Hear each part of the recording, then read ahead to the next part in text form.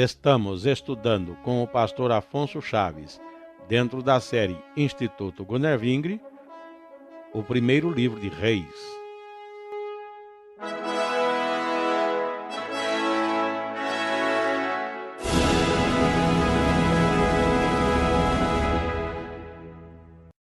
No nosso estudo das Sagradas Escrituras, damos continuação ao texto onde temos interrompido após a história, a vida do rei Josafá em Israel e em Jerusalém.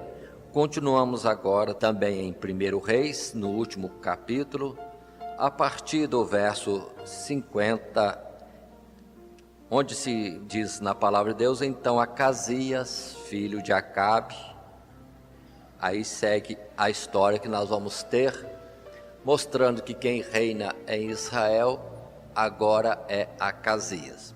Retornando um pouco, como que observando os detalhes da história dos reis, Acabe já reinou, e no tempo que Acabe reinava veio a reinar Josafá, estudamos há pouco isto, e agora na sequência, voltando ao reino de Israel, Acabe sendo recolhido naquela empreita em Ramote de Gileade, conforme a palavra de Deus, vemos então que vai reinar Acasias. Vamos para o verso 52, quando diz textualmente para nós: e Acasias, filho de Acabe, começou a reinar em Samaria, no ano 17 de Josafá, rei de Judá, e reinou 2 anos sobre Israel. Aí está o filho de Acabe, Acasias. A sequência dos fatos nos mostra que a atuação ou a influência de Acabe no meio do povo de Deus foi muito grande e nociva. Já vimos Acabe casando-se com Jezabel e, instigado por ela, procedeu terrivelmente, introduzindo a idolatria a Baal no meio do povo de Deus, por enquanto ali nas 10 tribos, nação chamada Israel, com capital em Samaria. Mas agora, ao chegar a Acasias, observe que as coisas continuam muito ruins. Verso 53 diz: e fez o que era mal aos olhos do Senhor, porque andou nos caminhos de seu pai, como também nos caminhos de sua mãe, e nos caminhos de Jeroboão, filho de Nebate, que fez pecar a Israel. E serviu a Baal, e se inclinou diante dele, e indignou ao Senhor Deus de Israel, conforme tudo quanto fizera seu pai.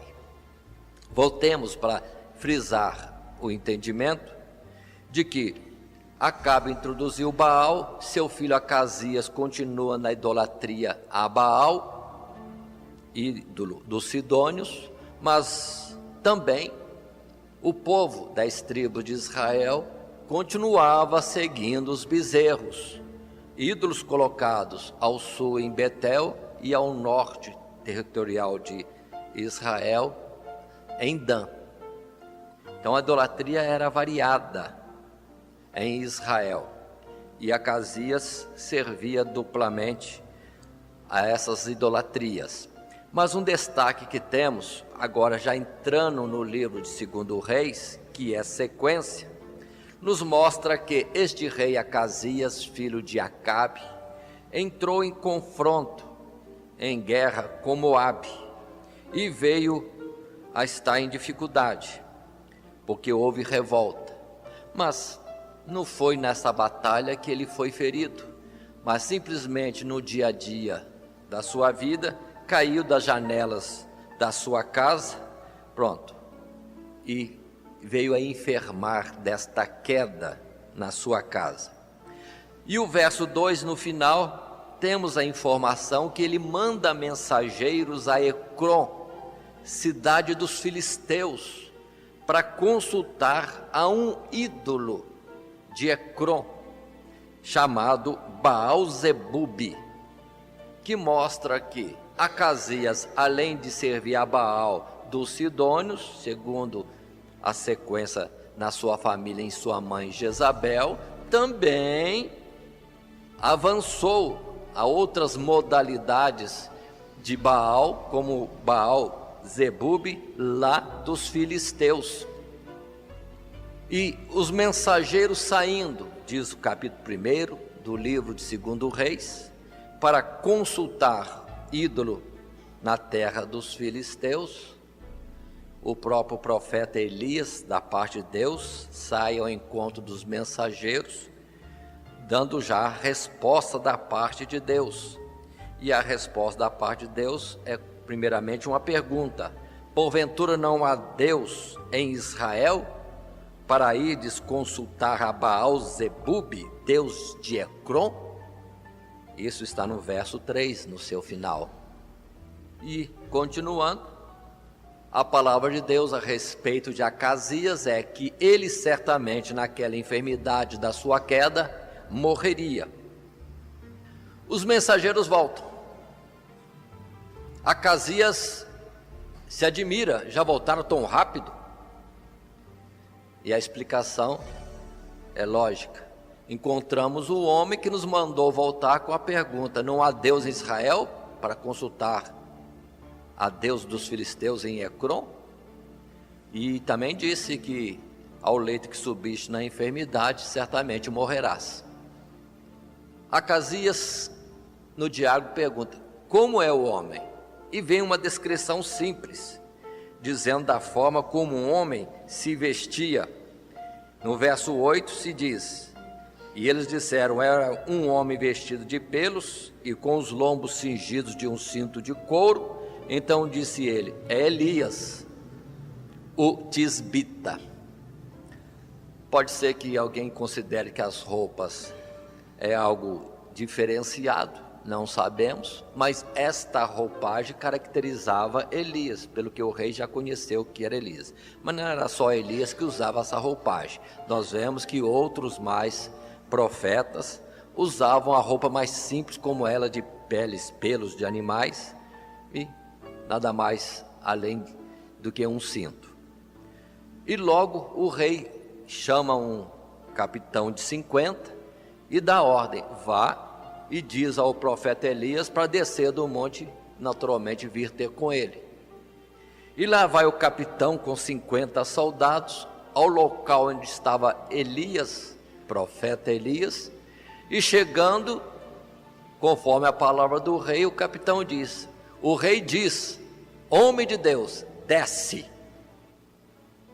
Muito bem, palavra simples.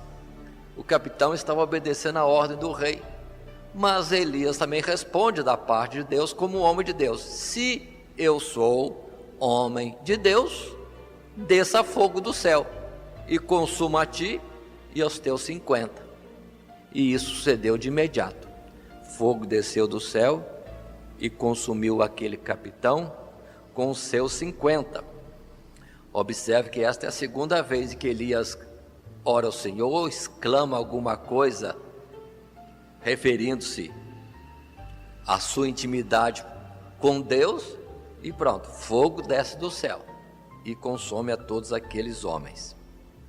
No verso 11 do primeiro capítulo, novamente o rei manda outro capitão com outros 50 soldados. Precisava tanta gente?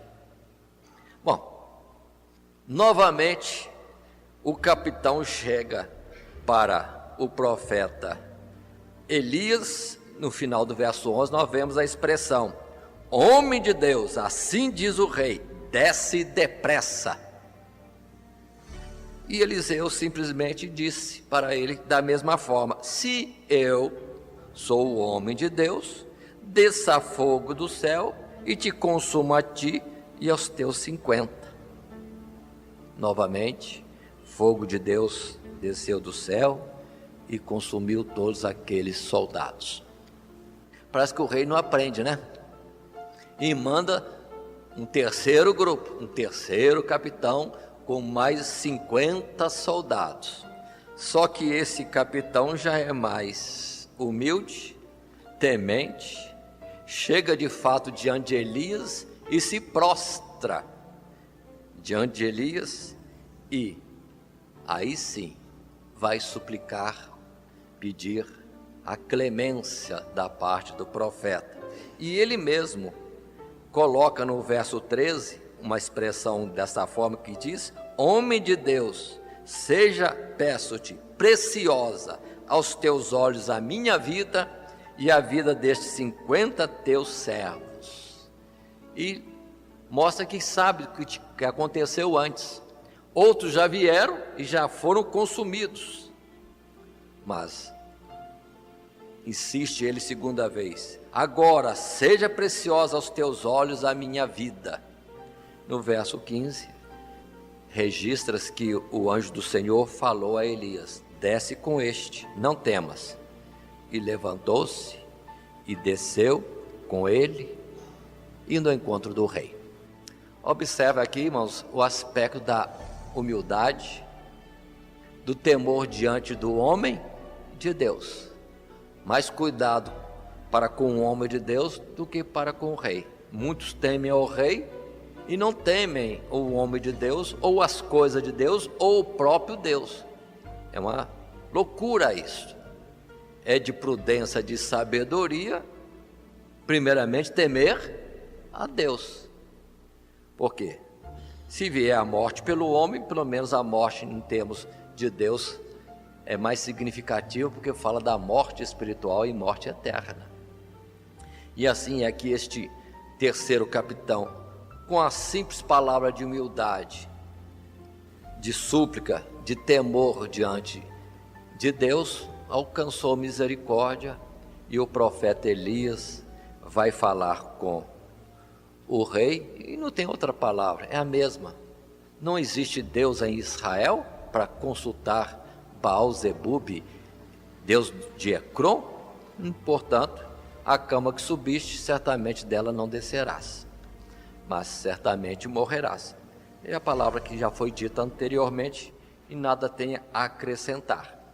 Entretanto, na sequência deste capítulo 1, mostra a palavra que Acasias não tinha filhos, pelo que quem vai estar reinando em seu lugar é um de seus irmãos, que vai ser Jorão, que vai reinar, também filho de Acabe. Acasias não tinha um sucessor, reinou somente 2 anos. Aqui está o final do capítulo 1.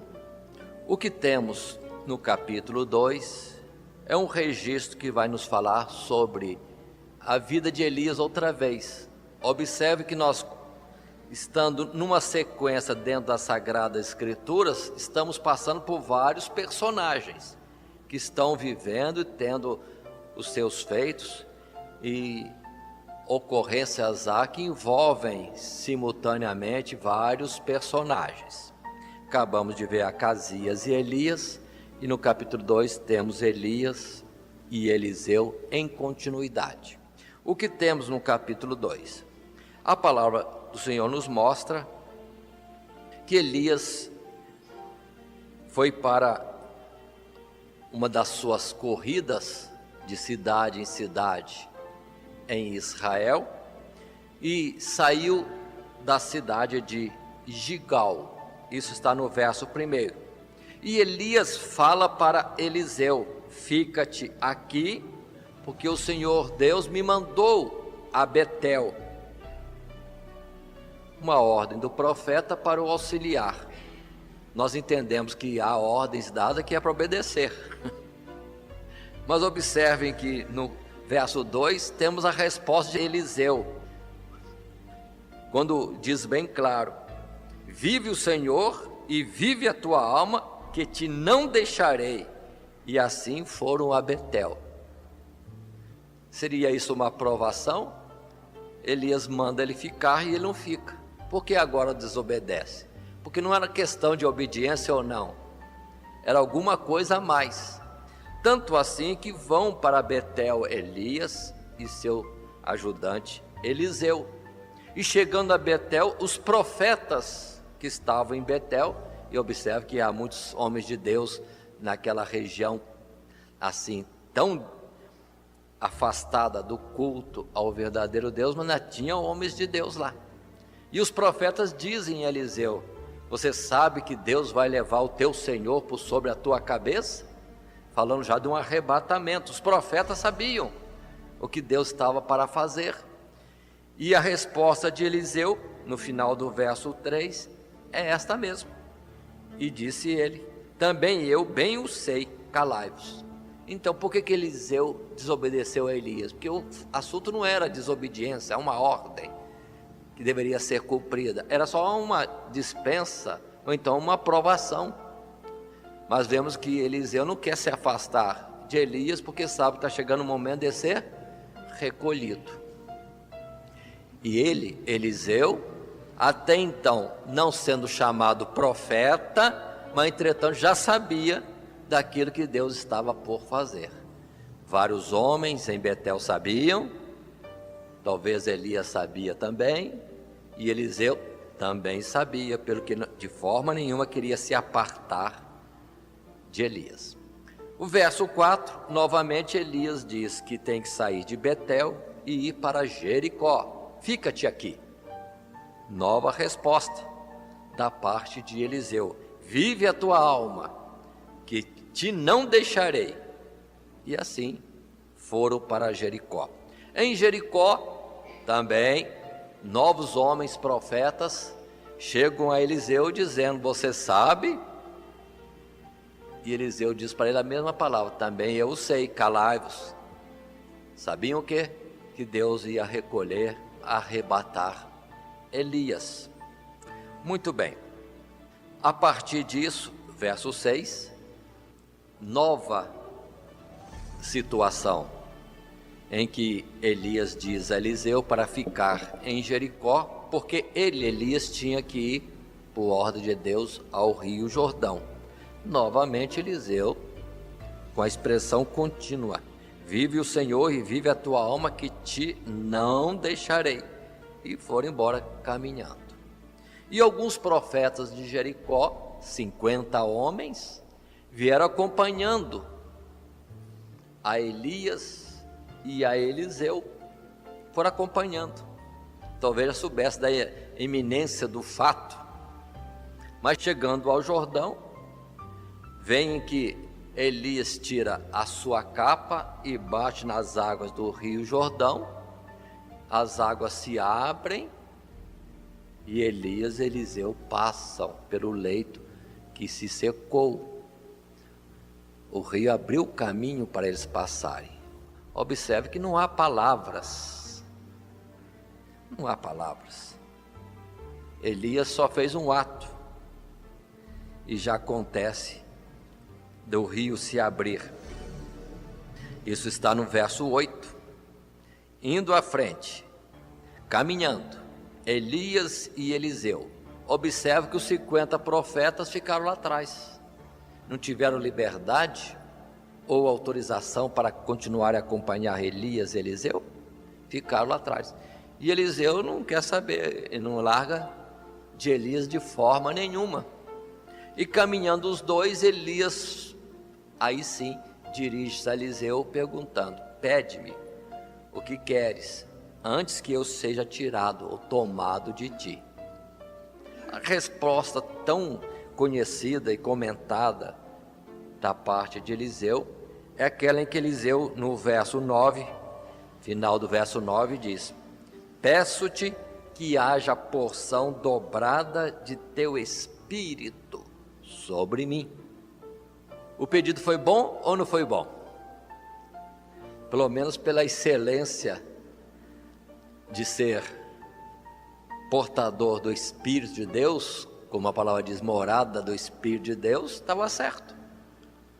Eliseu, vendo tantas maravilhas que Deus fez por Elias, disse bem claro: porção dobrada. Se eu posso pedir, pedi. E observe no verso 10 que Elias diz: coisa dura pediste. Só essa resposta já traz para nós uma indagação: por que dura coisa?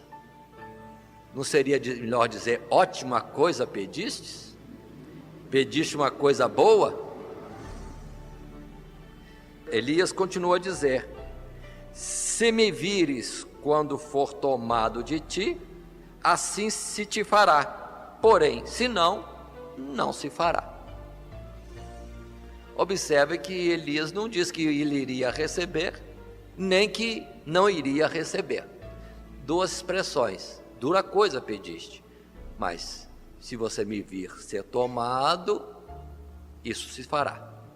Mas se você não me ver sendo tomado, não se fará. Por que dura coisa? E não ótima coisa, boa coisa?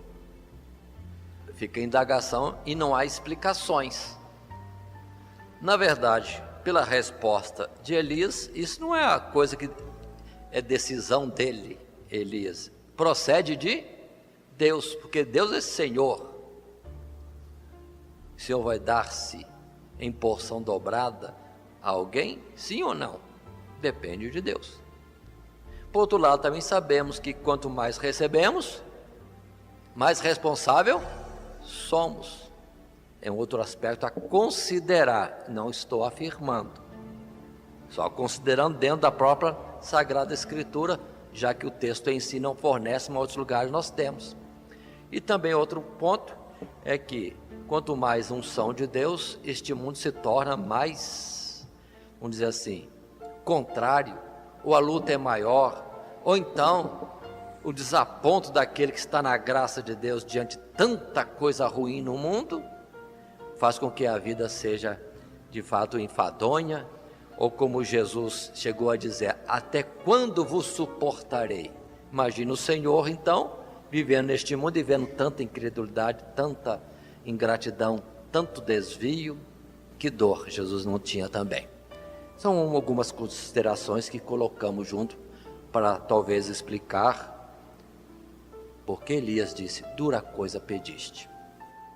Continuam caminhando. E o verso 11 diz, sucedeu que indo eles, andando e falando, eis que um carro de fogo com cavalos de fogo os separou um do outro. E Elias subiu ao céu num redemoinho. Pronto. Os dois, imaginemos, caminhavam juntos, talvez conversando, e de repente aparece carro, diz a palavra de fogo, cavalos também de fogo, e vem na direção deles que os dois têm que se afastar.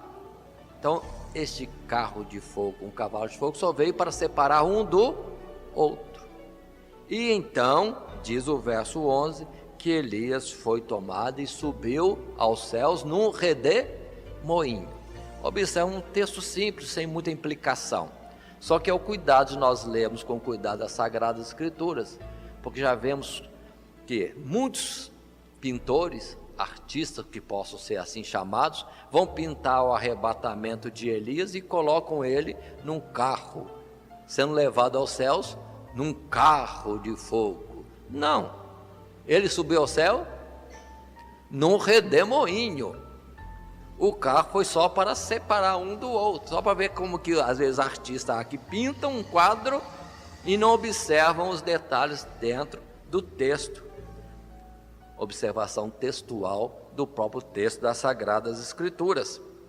Verso 12, diz a palavra que vendo Eliseu, clamou, meu pai, carros de Israel e seus cavaleiros.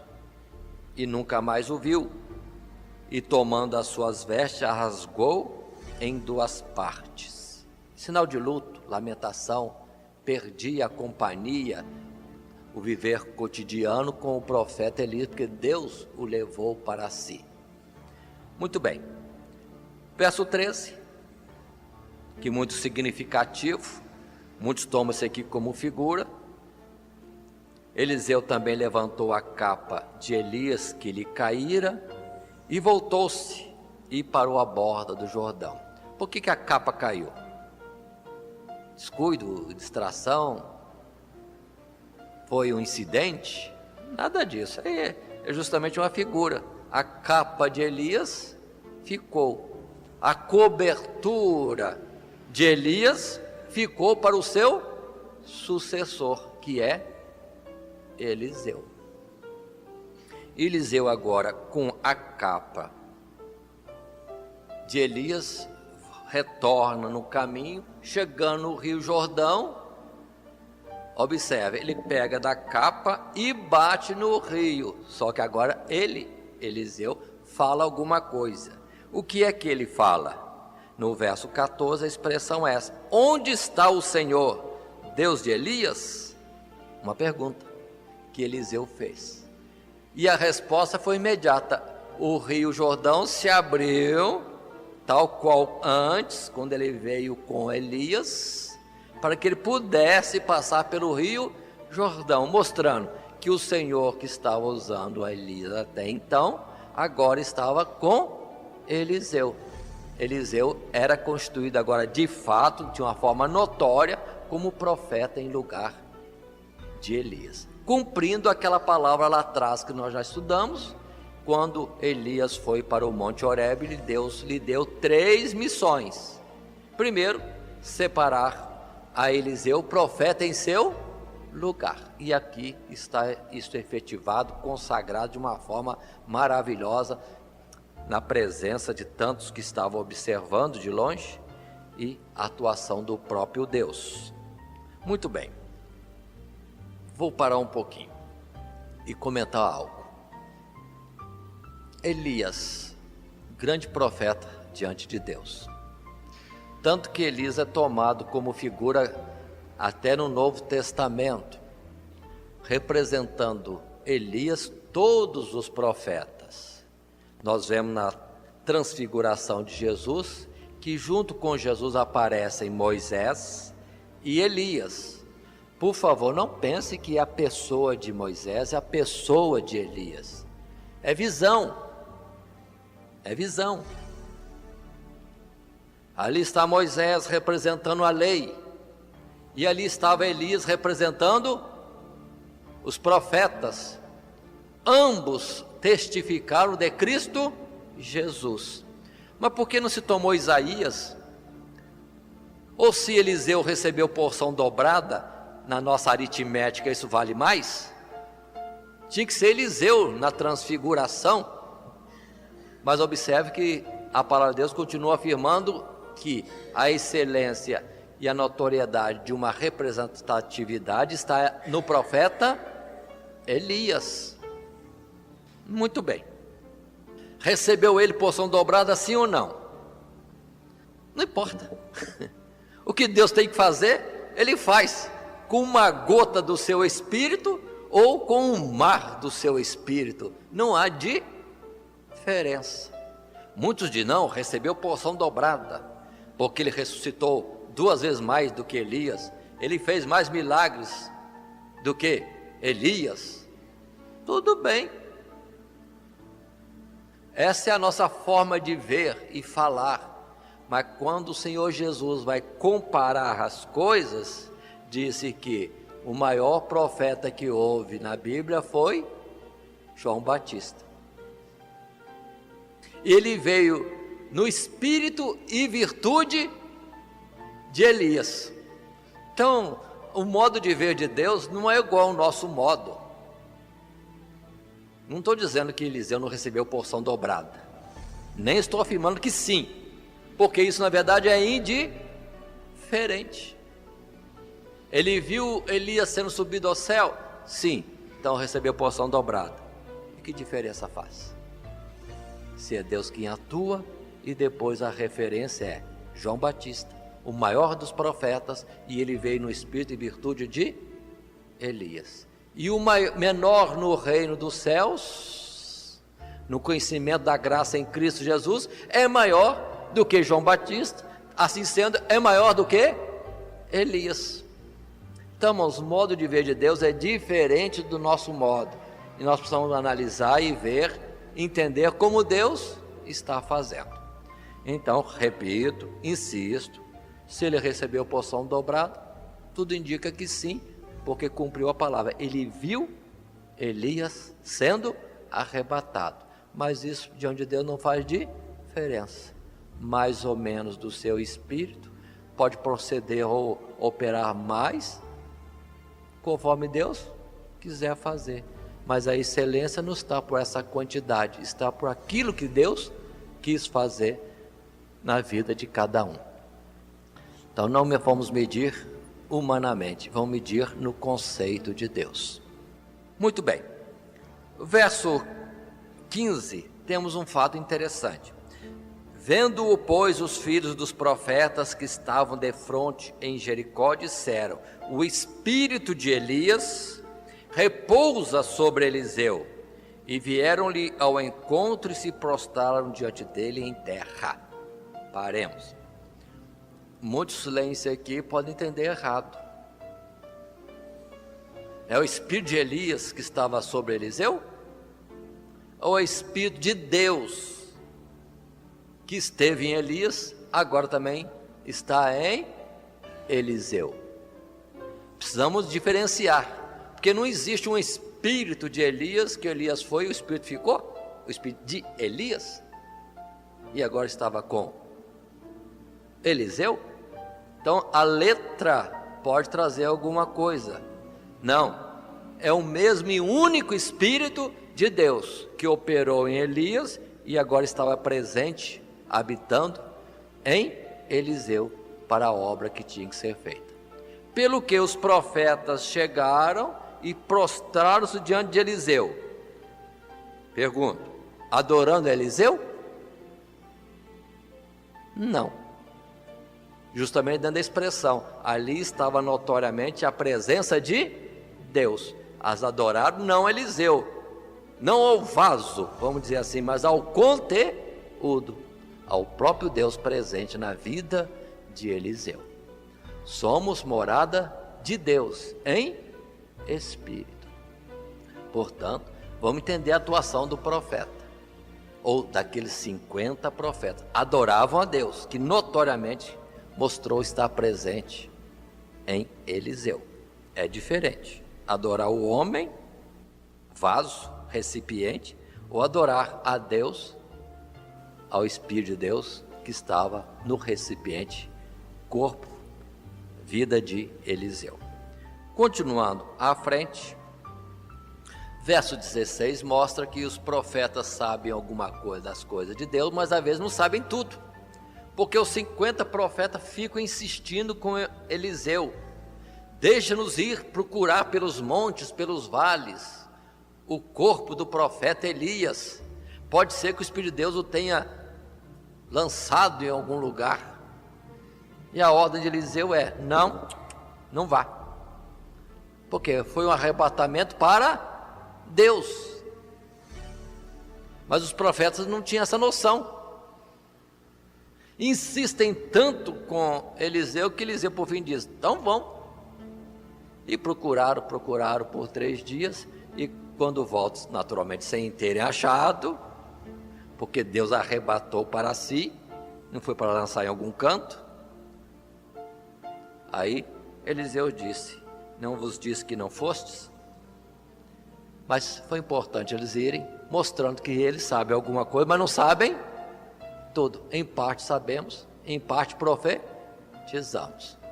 E há coisas que às vezes não sabemos.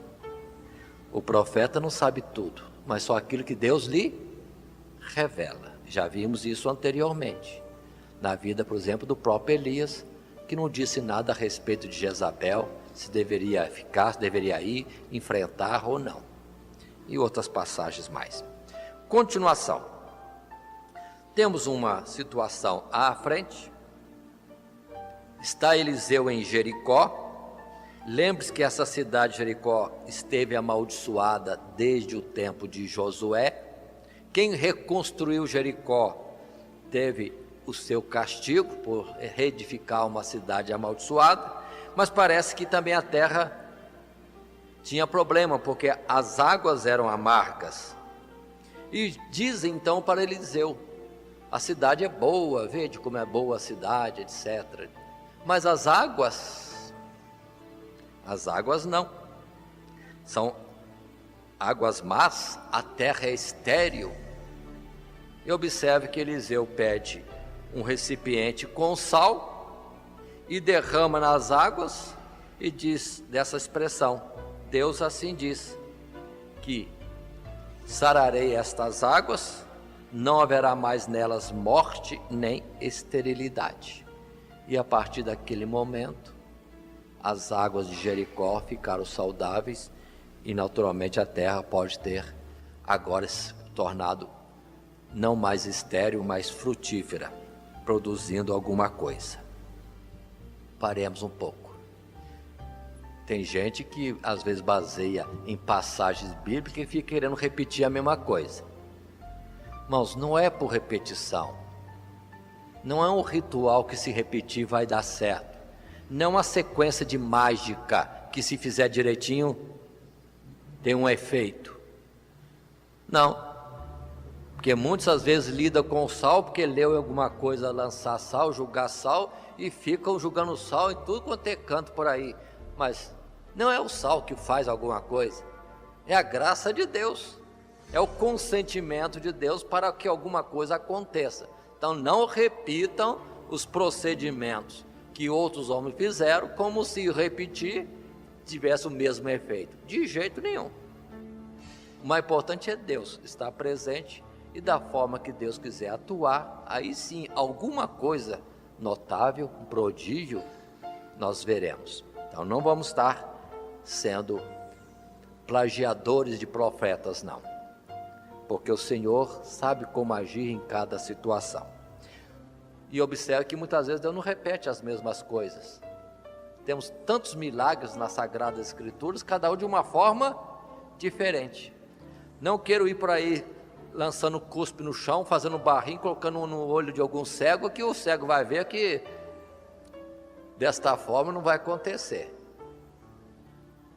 Como que copiando vai dar o mesmo resultado. Não dá. Se Deus mandar, faça. Mas porque Deus mandou. Na sequência ainda, no verso 23, um fato lamentável, mas mostra também que as coisas de Deus são sérias.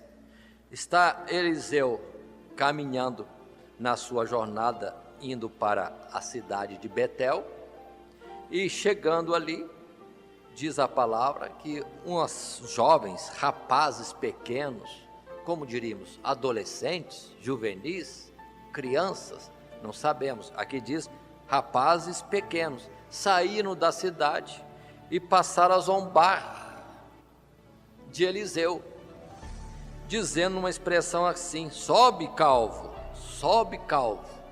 colocando a forma pejorativa, chamando ele de careca, talvez, zombeteiramente. O verso 24 mostra que, virando-se Eliseu para trás, os viu e os amaldiçoou o nome do Senhor. Então 2 ursas saíram do bosque e despedaçaram 42 daqueles pequenos. E lá se foi Eliseu para o Monte Carmelo e dali voltou para Samaria. Aí está o profeta Eliseu constituído no lugar de Elias, indo de uma cidade para outra, de um lugar para outro, à mercê da vontade de Deus. Agora, parece duro para os irmãos que 42 pequenos fossem mortos? E quem é que se condoeu do homem de Deus ser blasfemado? Muitas às vezes fazem isso. Lamenta os 42, que absurdo. Mas quem é que se vai doer por Deus? Porque zombaram do homem de Deus. E quem zomba do homem de Deus? Jesus diz bem claro: quem me recebe um dos meus pequenos, a mim me recebe. Nesse caso, quem zombou do pequeno do Senhor, do ungido do Senhor, zombou de Deus. Então não se doa pelos 42, considere a gravidade. Feriram a santidade de Deus ao irem contra um pequeno de Deus, conforme diz a palavra: não toqueis nos meus ungidos. Quem toca no meu ungido, toca na menina dos meus olhos. Hoje em dia nós precisamos ter mais cuidado, que pode ser que entre nós, oxalá todos nós, sejamos ungidos de Deus. Então é para cada um respeitar o seu irmão. Porque, afinal, Cristo morreu por cada um de nós. Isto mostra uma seriedade, como é sério a vivência, o estar cotidiano, a fraternidade. Vamos em frente. Capítulo 3 de 2 Reis. Ainda a história que envolve o profeta Eliseu. Observe que a narrativa bíblica já não está considerando os reis. E nós estávamos falando dos filhos de Acabe. Primeiro Acasias, seu filho que reinou em seu lugar e que rapidamente já foi retirado, porque aumentou a idolatria em Israel. E agora está Jorão, também filho de Acasias, mas a história não fala mais dele, já está lá na frente, falando só de Eliseu. E a palavra diz aqui, colocando: e Jorão, filho de Acabe, começou a reinar sobre Israel em Samaria, no 18º ano de Josafá, rei de Judá, e reinou 12 anos, e fez o que era mal aos olhos do Senhor, porém, não como seu pai, Acabe, nem como sua mãe, Jezabel, porque tirou a estátua de Baal que seu pai fizera. Contudo, aderiu aos pecados de Jeroboão, filho de Nebate, e segue-se a história. A idolatria dos bezerros continua. E há agora uma situação de uma guerra. Observe que a introdução da palavra que fala do rei Jorão é só por causa do principal teor objetivo do capítulo 3. É falar de uma guerra que houve. Qual guerra? Na verdade, Israel teve uma situação de rebelião com os moabitas. E lá vai Israel enfrentar os moabitas. E nessa descida do norte para o sul, outro lado do Jordão, para atacar os moabitas, ele convoca também Judá. Quem estava em Judá? Nesse tempo, observe que aqui não está em ordem cronológica a narrativa. Ainda é Josafá. E lembremos que Josafá se aparentou de Acabe. Então, enfim, Jorão, rei de Israel, ainda que não fosse tão mal, mas ainda estava na idolatria dos bezerros de ouro, era parente de Josafá, servo de Deus. E ao ir um para a guerra, chamou o outro. E Josafá prontamente: o meu povo é o teu povo, e também o meu exército, vamos dizer assim de uma forma abreviada, é o seu exército. E foram os dois reis para a frente. Mas à frente foi convocado também Edom, 3 reis, 3 povos, 3 nações, para guerrear contra os moabitas. E vão caminhando. Uma terra difícil, caminho do deserto de Edom, que desde o tempo de Moisés, na chegada do povo de Israel, foi dito que é uma terra difícil de atravessar. E 3 reis, com 3 exércitos caminhando por esse deserto. Pronto, 7 dias estão caminhando sem água. Pelo que vem a inquietação, e o verso 10 mostra uma expressão de clamor, de espanto. Então disse o rei de Israel, que era Jorão: que o Senhor chamou a estes 3 reis para os entregar nas mãos dos moabitas. Mas, verso 11, Josafá presente, temente a Deus, outra vez intervém, tal qual no tempo de Acabe, perguntando: não há aqui algum profeta do Senhor? Lembrando que esse Senhor seria Jeová. E alguém vem com a resposta: está aí no meio do povo Eliseu, que derramava água nas mãos de Elias. Uma expressão de quê? De servidão. Era servo de Elias. Só conheciam Eliseu como tal. Mas Josafá entende diferente. Verso 12: disse Josafá: está com ele a palavra do Senhor. Então o rei de Israel e Josafá e o rei de Edom desceram ao profeta Eliseu. Observa um particular. Agora, 3 reis vêm ao profeta Eliseu pedir que faça alguma coisa, que dê alguma informação sobre aquela saída para a guerra. O verso 14 leio, porque Eliseu diz assim: vive o Senhor dos exércitos, em cuja presença estou, que se eu não respeitasse a presença de Josafá, rei de Judá, não olharia para ti, nem te veria. O que significa isso? A consideração do profeta para com alguém que é temente a Deus, mas contra aquele que não é temente a Deus, que se afastou de Deus, o profeta nem iria falar com ele, nem receberia a visita de um rei, porque deixou o Senhor Deus de Israel, ainda que seja israelita, mas não serve ao Deus de Israel. E o profeta Eliseu então vai trazer uma mensagem da parte de Deus.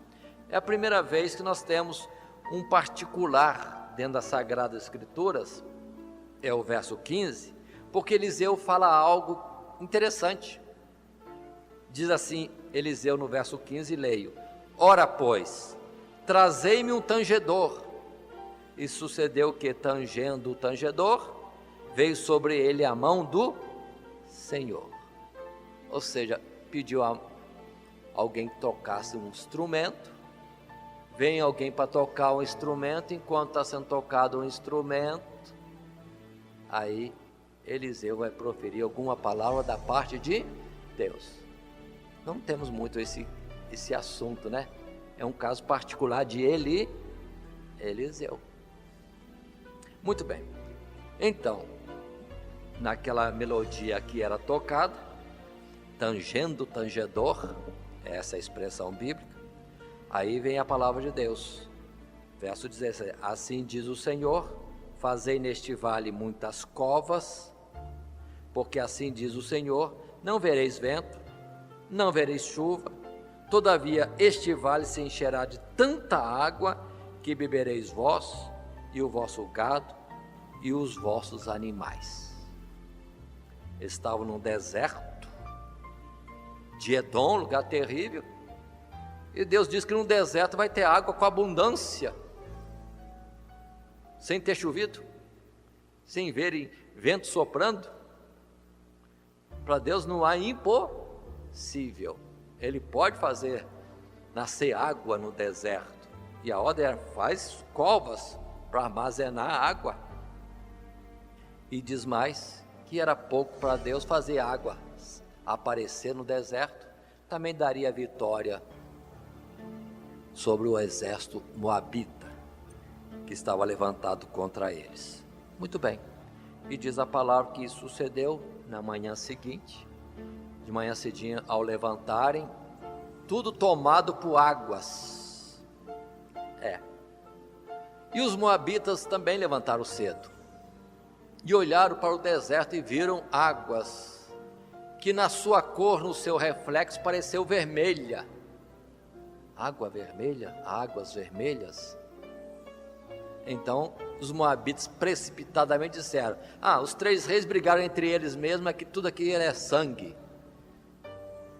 Agora não tem mais que guerrear, vamos usando esta palavra, vamos lá só para tomar o despojo.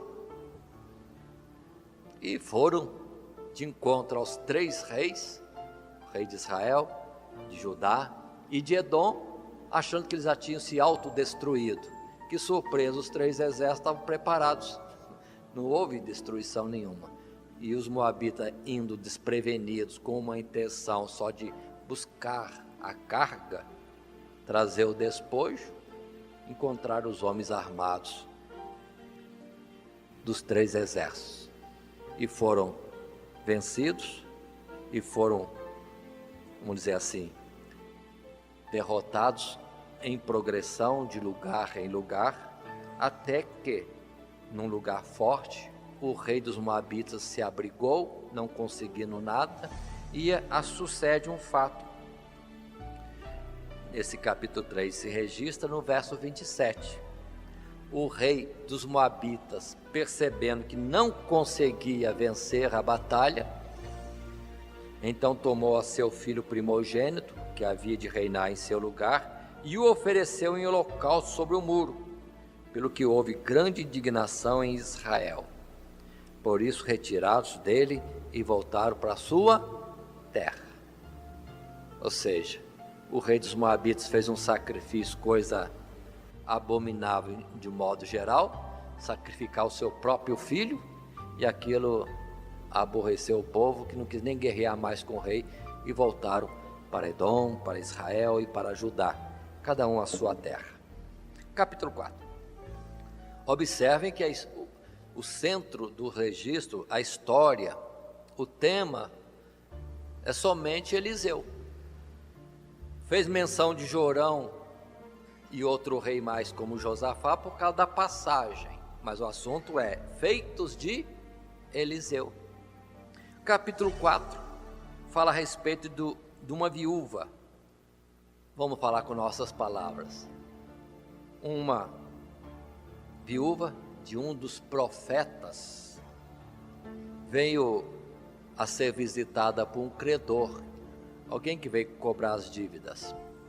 E não tendo ela nada para pagar, o credor queria levar os filhos como escravos para assim cobrir a dívida.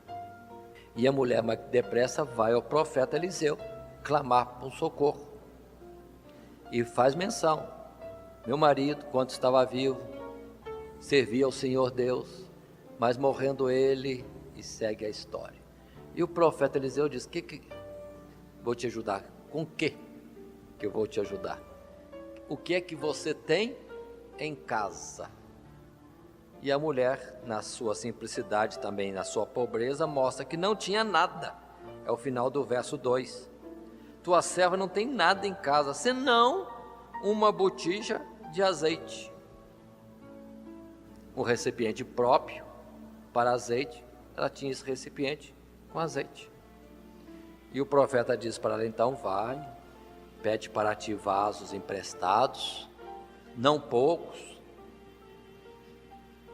e vá para a tua casa, fecha a porta com os teus filhos, e da botija que você tem azeite, derrama sobre os vasos.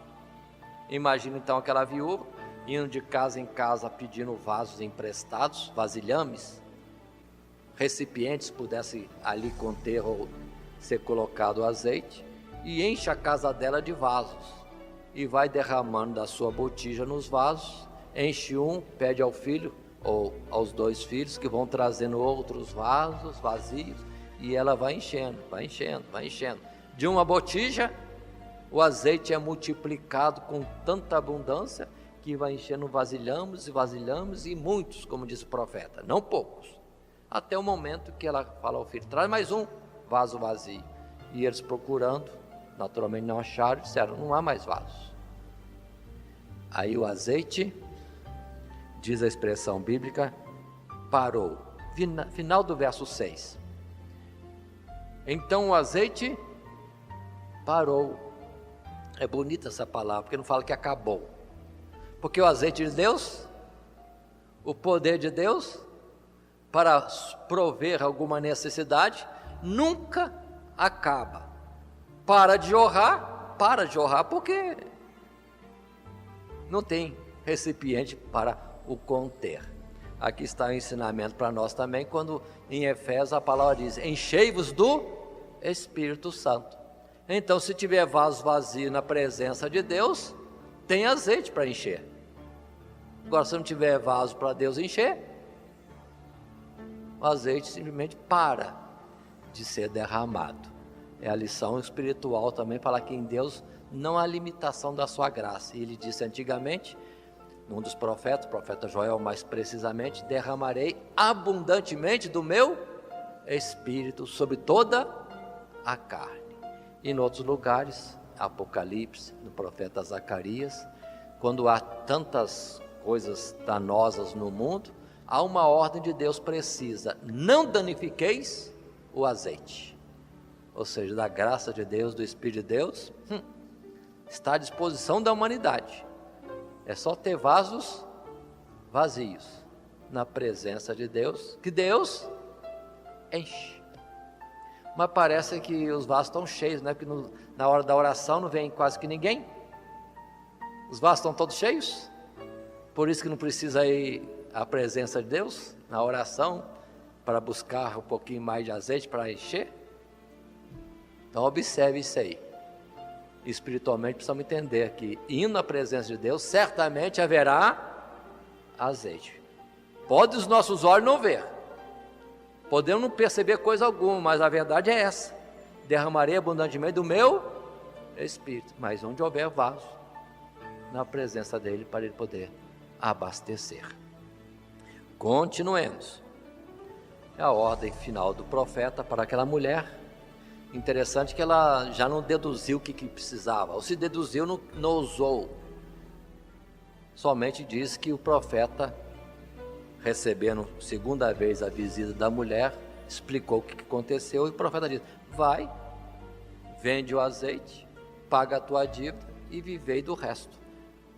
Para pagar dívidas e viver do resto, então a quantidade de azeite que ali foi multiplicado foi uma quantidade que possa ser significativa. Por quê? Quanto azeite precisa para se viver 1 ano? Ou 2 anos? Ou todo o resto da vida?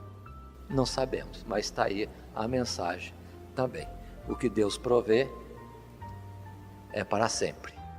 Não vai faltar coisa alguma.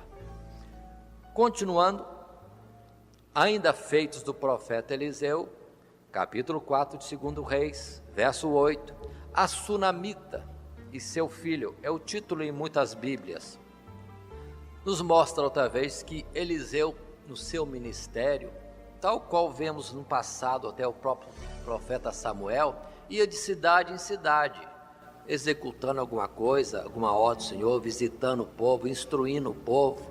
Alguma coisa fazia parte do ministério também de Eliseu, passar de cidade em cidade. E em algumas oportunidades ele passava pela cidade de Sunem. E observe que o profeta, constantemente passando naquela cidade, uma mulher colocou os olhos em Eliseu e percebeu nele um homem diferente, um santo homem de Deus. E essa mulher, sendo abastada, rica, vai e fala com seu marido: percebo que aqui por nós passa um homem assim, santo homem de Deus. Vamos fazer um quartinho, vamos mobiliar esse quartinho adequadamente, para que quando ele vier passar por nós, ali se recolha. E diz a palavra que isso mesmo aconteceu.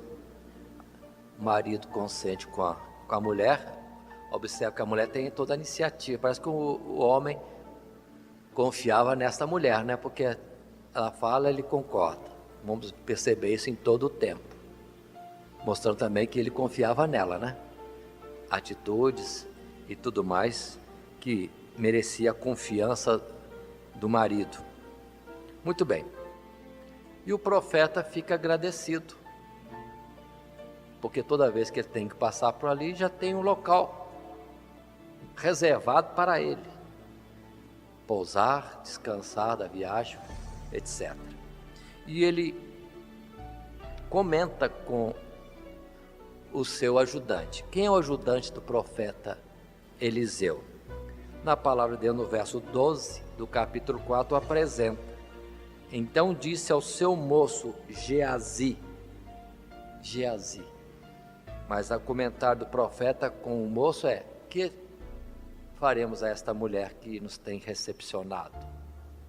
Aí é chamada a mulher: o que podemos fazer por você? E a mulher diz: habito no meio do meu povo, não preciso nada, não preciso pedir nada ao rei por mim, nem a esse, nem aquele, eu estou bem, estou no meio do meu próprio povo. Mas o profeta Eliseu não está ainda satisfeito. O que se vai fazer com essa mulher? Que bem poderia ser feito para ela, pelo bem que ela nos fez? E Geazi que faz a observação: observo que a mulher não tem filhos e o seu marido é velho.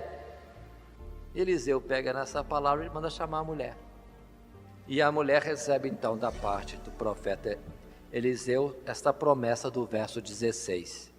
E Eliseu disse: a este tempo determinado, segundo o tempo da vida, abraçarás um filho. E disse ela: não, meu senhor, homem de Deus, não mintas a tua serva. Uma pausa. Então observe que o profeta diz que segundo o tempo dos homens, então não é uma coisa demorada, mas segundo a normalidade dos homens, ela teria um filho. Pronto. E a mulher, em vez de ficar alegre, observe uma questão aqui, que a mulher se espanta. Não, meu senhor, não mintas a tua serva.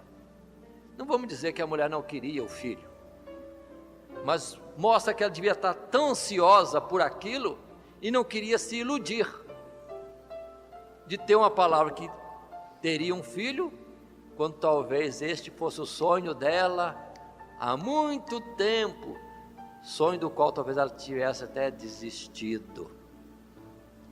Viram que ela espantou e não queria que fosse uma mentira. Não mintas a tua serva. Ou seja, renovar uma promessa que possa de novo ser uma ilusão é muito doloroso. Talvez seja este o sentido que a mulher expressou assim. Mas aconteceu.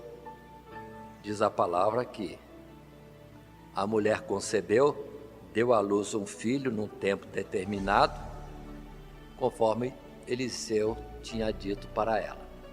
E vai seguir normal. A criança nasce, vai crescendo, passa até ter uma idade em que pode acompanhar o pai para o trabalho no campo, até um dia, conforme diz o verso 19, que o menino, estando com seu pai no campo, começa a dizer, verso 19, ai, a minha cabeça, ai, a minha cabeça. Então disse ao moço, leva-o à sua mãe. O pai designa alguém para levar o menino para a sua mãe. E o menino, com dor de cabeça, esteve no colo da sua mãe o tempo todo até que veio a falecer. Observe que interessante, diz o verso 21 do capítulo 4. E subiu ela, a mulher sunamita, e deitou o seu filho sobre a cama do homem de Deus, fechou sobre ele a porta e saiu. Seria este o comportamento de muitas mães? Ou já não estaria chorando, quase em desespero? Observe que ela não, ela parece que se controlou, colocou o menino na cama, que Eliseu normalmente ocupava, vai até ao marido, pede que mande um moço, também com uma jumenta, para ir ao encontro do profeta. Não fala nada. Isso era em torno do meio-dia. O marido espanta.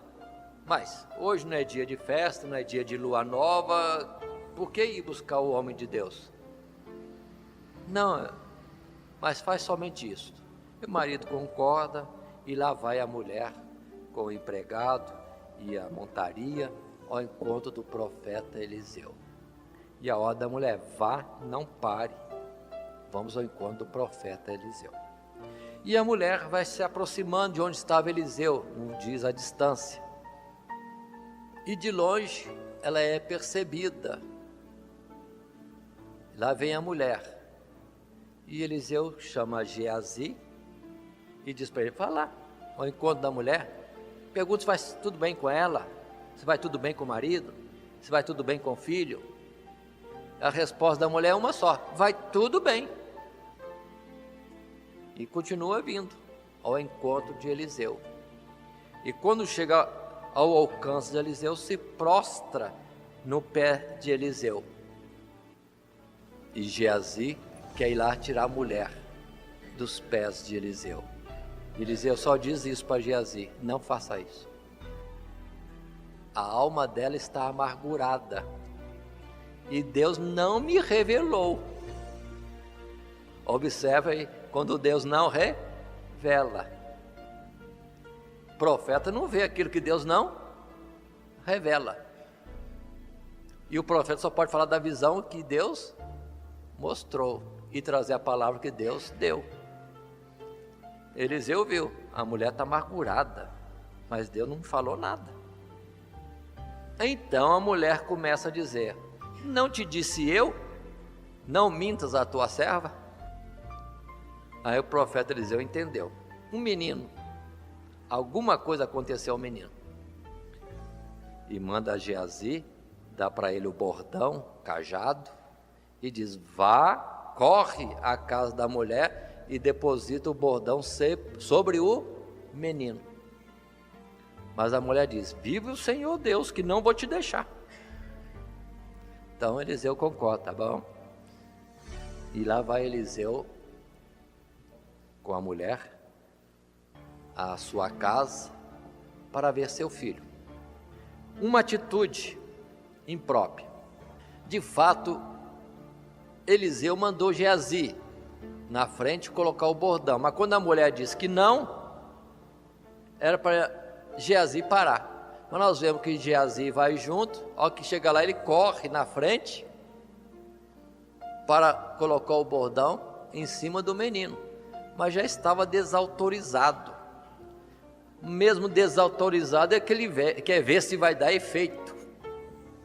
Não dá certo, não dá certo. E volta para trás falando com Eliseu: o menino não reviveu. E é quando então Eliseu vai à frente,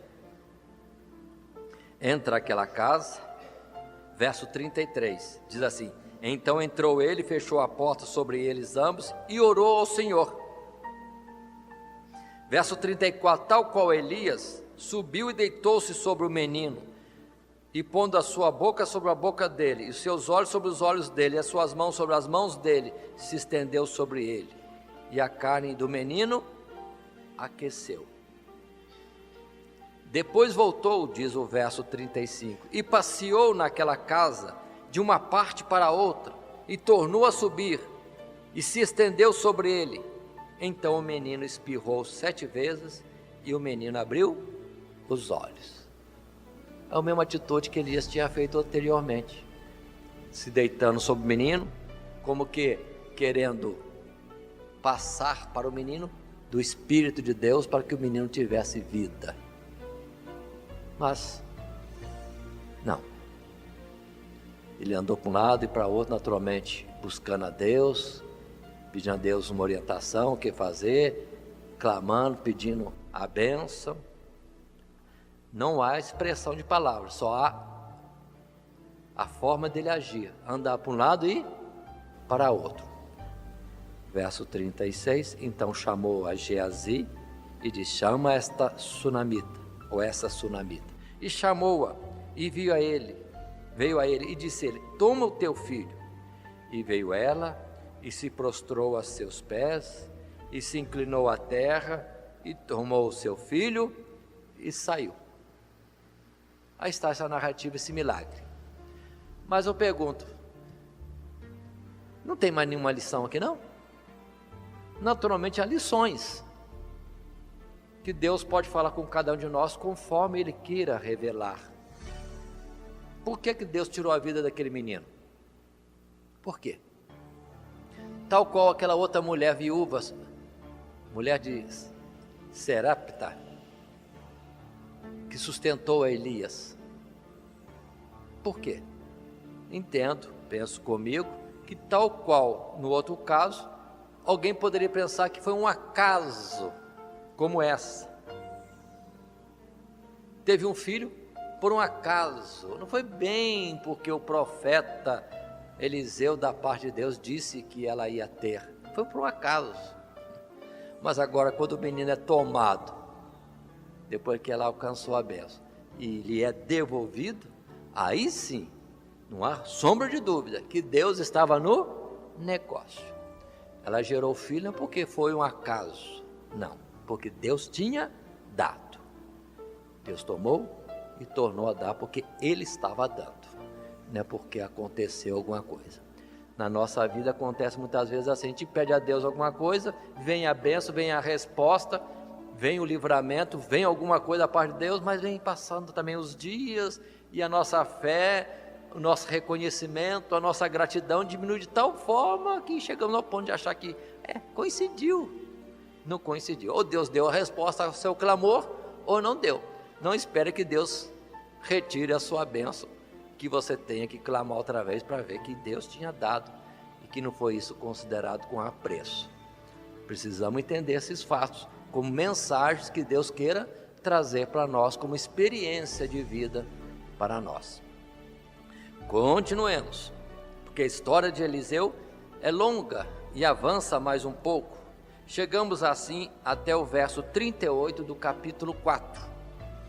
Nova atuação da parte do profeta Eliseu, e isso pela graça de Deus. Estava ele agora em Gigal, estavam várias pessoas assentadas, naturalmente conversando, testemunhando, aprendendo das coisas de Deus. Não teria sentido de vários profetas estarem juntos, senão para servir a Deus e aprenderem uns dos outros. E Eliseu dá ordem: saiam aí e procurem algumas hortaliças, algumas ervas, a expressão clara aqui é ervas, para que se faça um caldo e possa servir de alimentação aos que estão aqui. Para nós poderia ser tantas coisas que se pode cozinhar e servir, como couve mesmo, seria uma erva que poderia ser usada, e outros mais irmãos conhecem, que poderiam ser citados. E lá vão pessoas buscar erva no campo para fazer um caldo. E alguém não conhecendo direito ervas, pega lá um tipo de erva que era venenosa. No verso 39 diz: então um saiu ao campo a apanhar ervas e achou uma parra brava, e colheu dela a sua capa cheia de coloquíntidas, e veio e as cortou na panela do caldo, porque as não conheciam. Taioba é uma folha que se come, mas é muito parecida com a folha do inhame, que não se come. Então errar a folhagem que se ia colher, para quem não tem experiência, uma coisa até justificável, entendido que possa ter acontecido. Então alguém foi apanhando ervas no campo e pegou coisa errada, não distinguiu, não conhecia. E na hora que é colocado a servir, alguém percebe: tem veneno na panela. Tem veneno na panela. Mas o profeta não se preocupa, não se aflige, pede somente que lhe traga a farinha, e ele derrama a farinha no caldo, mistura aquilo lá e diz: pode servir o povo. E o povo come agora daquele caldo, e já não há morte na panela, conforme a expressão, e alimentou aquela multidão. Um fato simples, em si mesmo já é notória a providência de Deus, e como Deus era com um homem chamado Eliseu. Mas por outro lado, irmãos, também tem alguma coisa que podemos entender. Às vezes, no meio de uma situação adversa, a gente coloca alguma coisa que venha trazer saúde. Há tantos problemas, tanta contenda no meio do povo, tantas questões, tantos males. Em vez de nós ficar remoendo esses males, essas contendas, vamos colocar a palavra de Deus na panela e a morte vai embora. É uma expressão que também podemos usar, mostrando que dos milagres também há ensinamento para nós. Em vez de aumentar lenha na fogueira, que é como o continuar da contenda, não, vamos recuar, colocar alguma coisa que sare. A palavra de Deus é um elemento suficiente para sarar qualquer mal no meio de nós. Às vezes há momentos de aflição, preocupações diversas, em vez de ficar inquieto, Paulo disse lá em Filipenses, que toda a nossa situação contrária e adversa seja apresentada a Deus com oração e súplicas. Então não é para ficarmos desesperados e vamos apresentar a Deus. É uma situação, um ensino também para nós. Ainda no capítulo 4, a partir do verso 42, outra vez milagre. E o milagre de agora é que vieram alguns homens trazendo alguns poucos pães e espigas verdes, ainda na palha, mas uns poucos, 20 pães e algumas espigas, e colocou para uma multidão comer. E alguém diz: mas vai colocar isso diante do povo? É pouca coisa. Mas no verso 43, da parte de Deus, o profeta diz: dá ao povo para que coma, porque assim diz o Senhor, comer-se-á e sobejará. Pronto. E assim foi. Aquilo que era pouco, na medida olhar humano, pela operação de Deus, milagre, socorro, providência de Deus, não faltou coisa alguma. Assim na nossa vida também, situações diversas que nós estamos mais esperando ver o socorro, ver a solução, e entendemos como tal alguma providência da parte de Deus, mas às vezes Deus não quer que a gente veja, quer que a gente haja em fé, e as coisas estarão sendo resolvidas. Quantas vezes temos necessidades e podemos ter até uma resposta boa da parte de Deus, mas a gente não vê nem a esquerda nem a direita aquilo que vá solucionar o meu problema, e fico parado no mesmo lugar achando que Deus não deu. Mas se Deus diz que vai dar a bênção, então parta como quem já tem a bênção. Tal como Ana, que quando Eli disse para ela: vai e que Deus ouça a tua petição, ela não ficou olhando se já estava grávida. Não, partiu e foi embora para casa alegre, satisfeito, que já tinha uma promessa de Deus. Assim nós também, quando Deus fala que vai operar, que vai dar, na questão que Deus dá providência, que é da área dele agir, vamos em frente. É como muitos às vezes são enviados ao campo missionário e ficam esperando o quê? Deus já mandou. Se mandou Deus, então vá, e a providência será da parte de Deus.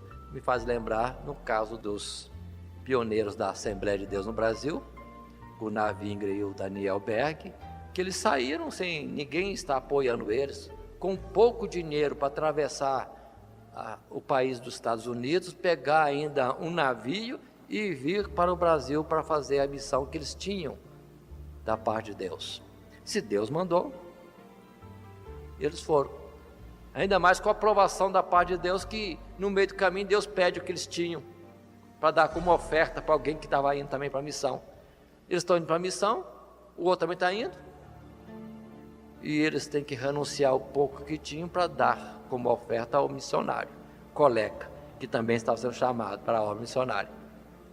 Mas Deus, na continuidade da vida deles, dos dias, vai providenciando o socorro necessário dia após dia, e depois até o navio que não existia para fazer aquela viagem no dia aprazado, aparece o navio, aparece recurso para a viagem, e aqui estamos nós, nesse lugar, porque Deus assim quis fazer. Então, é um milagre que não se vê, mas pode andar na direção dele como coisa certa. Capítulo 5. Ainda o que Deus fez pelo profeta Eliseu. Naamã. Quem é Naamã? Diz a palavra que Naamã é chefe do exército do rei da Síria, e que naturalmente era inimigo de Israel, e que já em alguma peleja já tinha conquistado, vencido batalhas, e tinha levado para a Síria uma menina como escrava. E a menina israelita, na casa do seu senhor Naamã, percebeu naturalmente que Naamã era leproso. Era grande, chefe do exército da Síria, mas leproso. E a menina comenta com a patroa: se o meu senhor Naamã estivesse diante do profeta, homem de Deus, em Israel, ele oraria por ele, ele seria curado da lepra. Testemunho simples de uma menina. Se ela não tinha graça ou achava que não teria acesso a Deus para fazer uma súplica pelo seu patrão, pelo menos apontou quem poderia fazer. Interessante que Naamã acreditou ao ficar sabendo dessa palavra. e vai ao seu rei da Síria, pede licença para ir.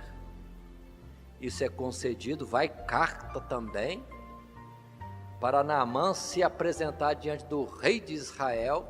Lembremos que pode ser Jorão, filho de Acabe. E na carta dizendo: aí está o meu chefe do exército, Naamã, e ele comparece aí para que você cure ele da lepra. Jorão fica espantado, dizendo que o rei da Síria está provocando. Quem é ele para curar da lepra? E manda Naamã, desiludido, voltar para trás. Mas nesse regresso, a intervenção de Deus por Eliseu, que manda chamar a Naamã para que se saiba que há Deus em Israel que pode curar da lepra. E Naamã, então, direcionado agora para o profeta Eliseu, chega à sua casa e Geazi, o ajudante de Eliseu, desce, sai até a parte de fora e fala a Naamã. A mensagem do profeta é essa: vai até o rio Jordão, se banhe 7 vezes e a lepra vai passar. Naamã, chefe do exército da Síria, homem de posição, sai aborrecido, porque pensava ele: o profeta vai me atender, vai me receber e vai fazer alguma coisa, orar, impor a mão sobre mim, e eu então serei curado. Agora me manda lavar 7 vezes no rio Jordão, entre aspas, nem me recebeu. E por acaso os rios da Síria não são mais limpos? E foi embora com ira no coração. Mas, naturalmente, pela parte de Deus, há sempre alguém por ali que com sabedoria e segundo a misericórdia de Deus vem atuar. E chega alguém para o chefe do exército, Naamã, e diz: se o profeta te pedisse uma coisa difícil, o senhor não faria? Se pedisse uma coisa cara, a palavra que eu estou colocando aqui, o senhor não pagaria? Então, quanto mais pedir uma coisa tão fácil, 7 vezes banhar-se no Jordão, e é quando o general sírio cai em si. É de fato uma coisa simples, né?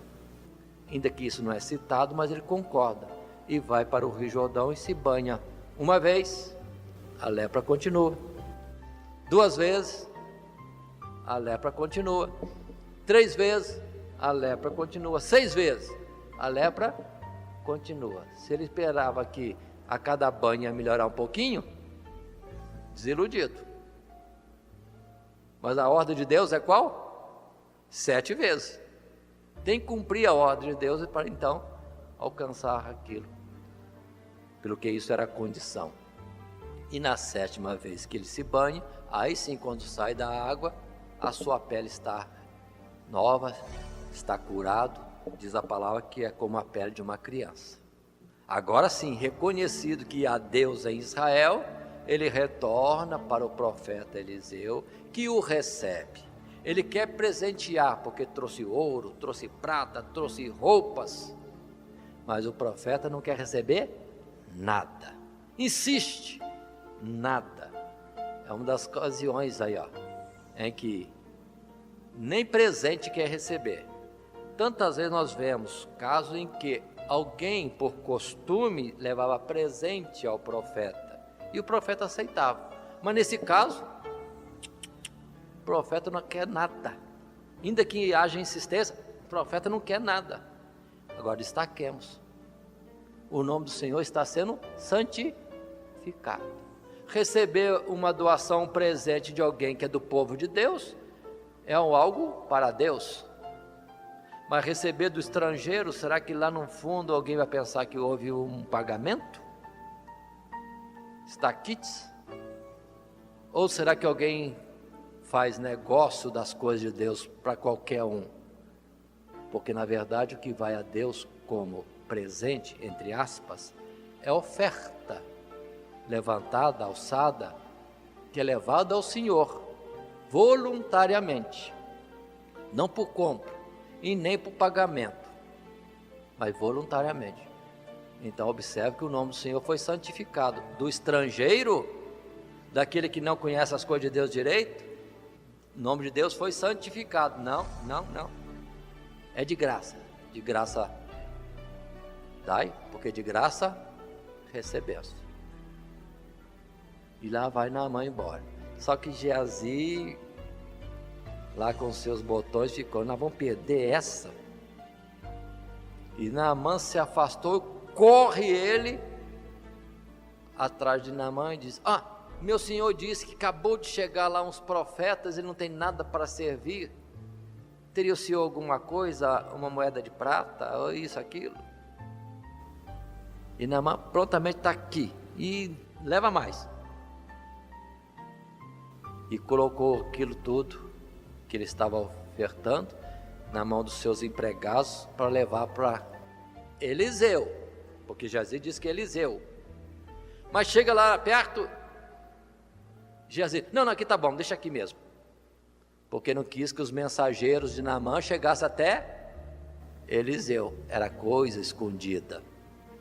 E Naamã vai embora, e Geazi vai lá para perto do profeta Eliseu como se nada tivesse acontecido. E Eliseu: onde foste? E Geazi disse: eu não fui nem para uma parte nem para outra. Falar isso para o profeta?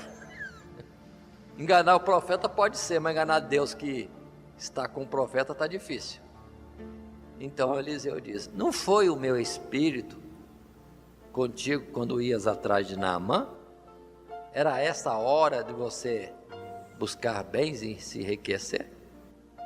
Por isso a lepra que saiu dele estará sobre você e sobre a sua descendência.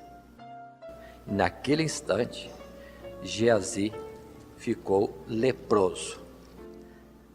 Isso já está no verso 27 do capítulo 5. Portanto, a lepra de Naamã se pegará a ti e a tua semente para sempre.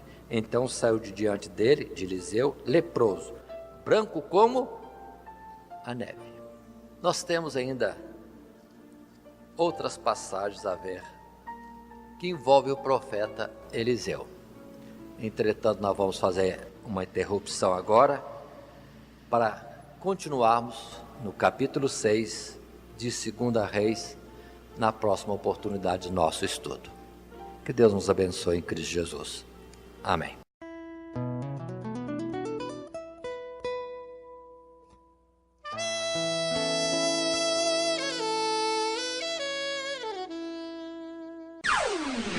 Todo dia, toda hora, muito mais prazer em ouvir.